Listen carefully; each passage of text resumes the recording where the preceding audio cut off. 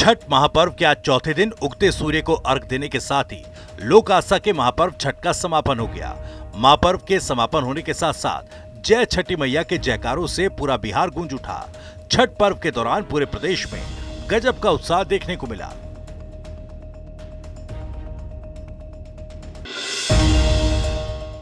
उदयमान सूर्य को अर्घ देकर भगवान भास्कर की पूजा आराधना का त्योहार महापर्व छठ संपन्न हो गया है। मुख्यमंत्री नीतीश कुमार ने सीएम आवास पर अपने परिवार के सदस्यों के साथ पूजा पाठ कर सूर्य की उपासना की।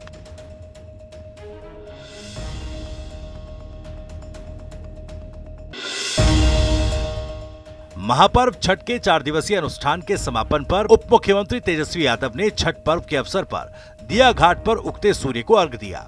तेजस्वी यादव ने कहा कि हमारी सरकार की तरफ से छठ के लिए पूरी व्यवस्थाएं की गई हैं ताकि लोगों को तकलीफ ना हो। हमारी कोशिश है कि अगले साल लोगों को और बेहतर व्यवस्था दी जाए। देखिए, हमारे ओर से और बिहार सरकार और नीतीश जी के ओर से हम लोगों ने पूरी कोशिश की है कि लोगों को तकलीफ ना हो और बेहतर इंतज़ाम जो है किया जाए। चाहे लॉ एंड ऑर्डर की बात हो, घाटों की सफाई की बात हो, शहर की सफाई की बात हो या सौंदर्यीकरण की बात हो, हम लोगों की पूरी कोशिश रही है। अब लोग अगर सेटिस्फाई हैं तो इससे बड़ी बात क्या हो सकती है। छठ में तो लोग जानते ही हैं, बिहार में जो लोग बाहर रहते हैं, बिहार के लोग दूसरे राज्यों में, वो सब वापस बिहार आते हैं, तो एक जो आबादी भी जो है वो भी बढ़ जाती है। उन सब चीज़ों का जो है ख्याल जो हम लोगों ने माननीय मुख्यमंत्री नीतीश कुमार जी के नेतृत्व में रखने का काम किया है और कोशिश है कि लोगों को और बेहतर इंतजाम अगले साल और दें। गुजरात के मोरबी में अचानक ब्रिज टूटने से कल देर शाम बड़ा हादसा हुआ। इस हादसे में अब तक करीब 134 लोगों की मौत हो गई। मुख्यमंत्री नीतीश कुमार ने दुख जताते हुए कहा, मोरबी की घटना बेहद दुखद है। मैं इस घटना पर दुख प्रकट करता हूँ। वहाँ की सरकार को इस पूरे मामले को देखना चाहिए। मृतकों का आंकड़ा बढ़ता जा रहा है, जो कि दुखद है। तो कल की घटना है, अब बड़ा दुखद है, बहुत बड़ी संख्या में, और वो तो पुराना ब्रिज था, उसको लोगों ने शायद रिपेयर किया था, जो खबर आई है, और उसी में जो लोग गुजर रहे थे तो बड़ी संख्या में लोगों का डेथ हो गया। जैसे हमको तो जो देखने को मिला था वो 132 मिला था, लेकिन आप तो कह रहे हैं 150, तो मतलब इतने लोगों का डेथ हो गया। ऐसा तो कभी होता नहीं है।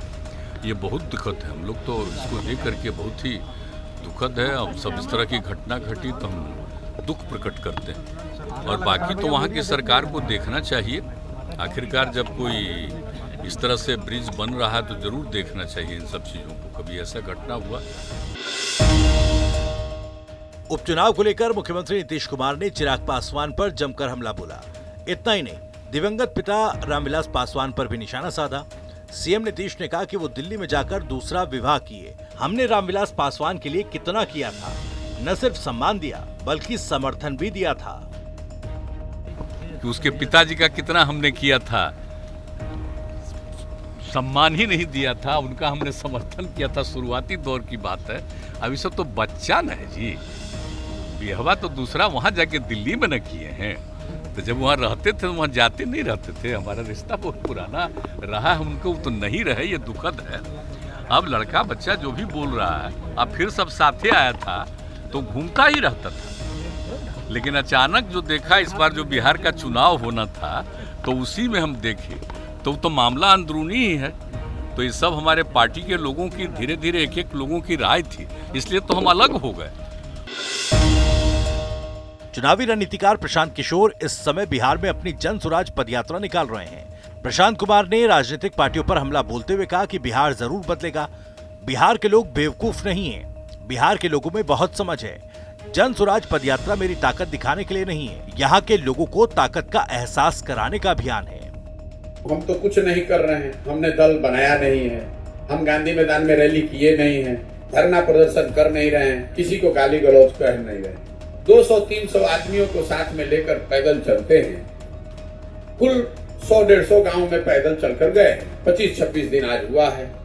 एक गांव से जब हम लोग चलते हैं और कुछ लोग जो हमारे साथ चल रहे होते हैं, दूसरे गांव में हम लोग पहुंचते हैं तो उनको कहते हैं भैया आप छोड़ जाइए, अगले वाला गांव के लोगों के साथ आगे चलते हैं। ये भीड़ जुटाने का अभियान नहीं है, ये धरना प्रदर्शन करने का अभियान नहीं है, ये ताकत दिखाने का अभियान नहीं है, ये समाज को उसकी ताकत का एहसास कराने का अभियान।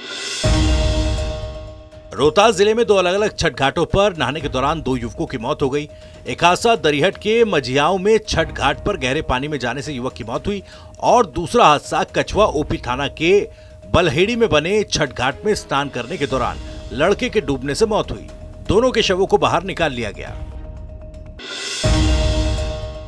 मुजफ्फरपुर के काटी इलाके में मरहता छठ घाट पर गर्लफ्रेंड से मिलने आए एक युवक की पीट कर हत्या कर दी गई।